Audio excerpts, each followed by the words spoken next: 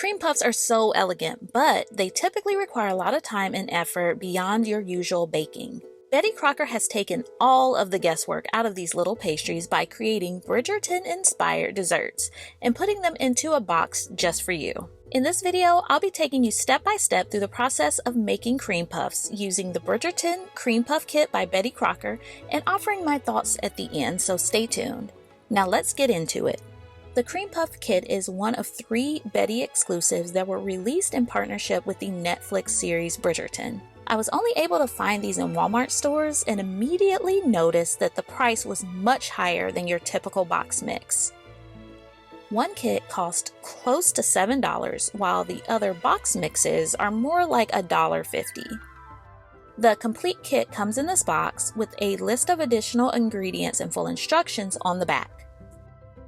To make Lady Whistledown's cream puffs, you'll need half a cup of water, half a stick of butter, 2 eggs, and 1 cup of milk, which we'll use later for the filling. Inside the box, there's also a sheet of parchment paper and a piping bag, along with the cream puff mix and also a pack of whipped filling mix. Additionally, we'll need a silicone spatula, a pair of scissors, and a saucepan. Step 1 is to preheat the oven. I'm using a non-stick pan, so I'm going to set my oven to 375 degrees Fahrenheit. Next, in a saucepan over medium heat, I'm going to melt half a stick of butter.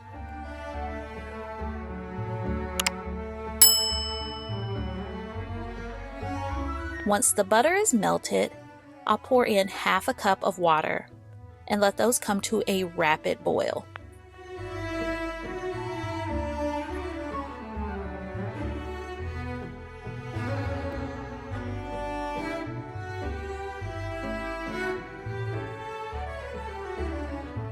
Now that we're boiling, I pour in the cream puff mix. At this point, I stir the dough constantly and cook it for about 1 minute until it starts to become smooth.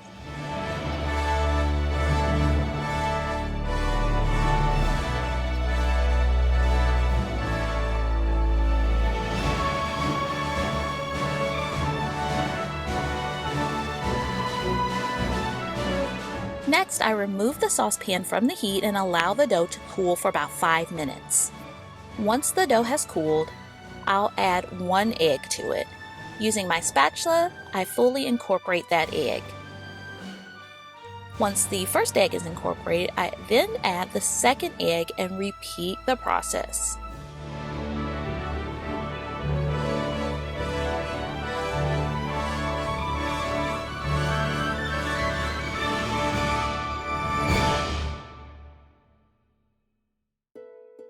Once the dough becomes smooth, we're ready for the next step. Now we place the dough into the piping bag that was included with the kit. I like to open the piping bag over a wide mouth cup. Here I'm using my measuring cup. This makes it easy to add the dough into the piping bag.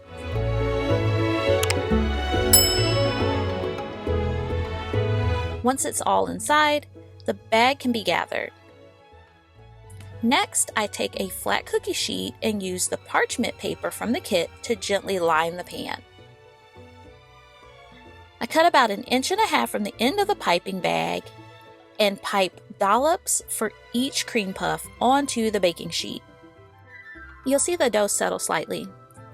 To flatten pronounced points at the top of each cream puff, I use a little bit of clean water on my finger and gently pat down the top. Here I've piped 10 cream puffs, but I could have added 2 more. In total, you can get about 12 cream puffs out of this one kit.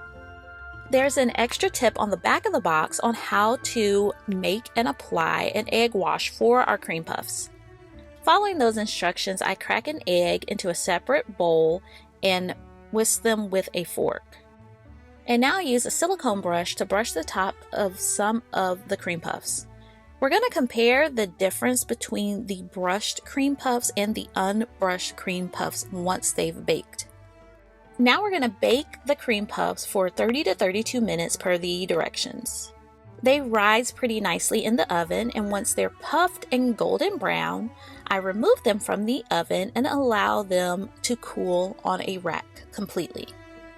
The cream puffs on the right were brushed with egg wash. You can see how there is a subtle glaze on the tops of those cream puffs that were brushed.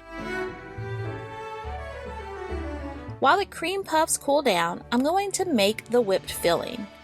I start by adding 1 cup of milk to my bowl, then I add the whipped filling mix. Next, using my hand mixer, I whip them together on low speed for about 30 seconds. As you can see, the filling has a subtle pink color.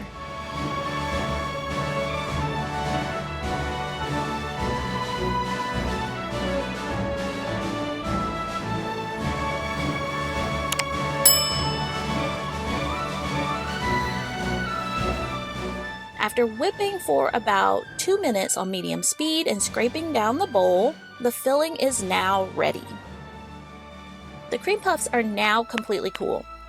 They baked up nicely on the bottom, and overall, they are pretty soft and lightweight. Now I use a serrated bread knife to cut them in half. This is what they look like on the inside, and some are more hollow than others. Once they're all cut, I use my silicone spatula to place a dollop of the filling onto 1/2 of the cream puff and top it with the other half. Next, I arrange them on a cake stand and add a dollop of whipped filling to the top of each cream puff for a finishing touch.